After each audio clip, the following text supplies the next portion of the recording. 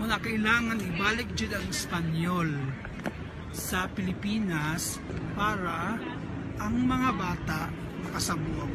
Dahil na sila makasabot, di nilang magtala-tala lang sila, pero mas advantage sa ilang makakaton sila og Spanish.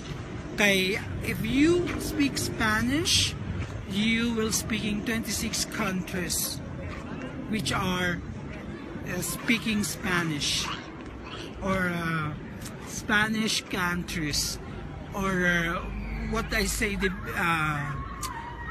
isakop sila sa Spain. So 26 countries, kung makaistorya kag Espanyol, di makabalo ka. So it was an age for you.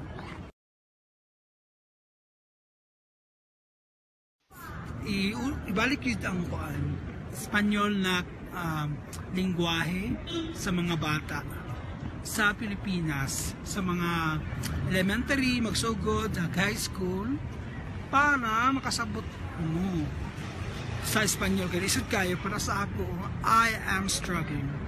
Oo. Isod man kayo nga kuan. Walang di ka kabalo mag-Espanyol kayo, makaka-communicate sa mga tao dito. Especially nga, layo biya ka sa inyo. So mauro to dapat i-guide jud na ang Espanyol yun, i-offer yun sa mga bata. Oo, para at least pag high school sila, active na sila magsulti. Oo, ma-active sila magsulti Espanyol. So advantage na sila man sa mga South America, Central America,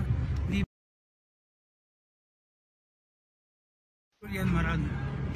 Wala man siya history. Mga K-pop.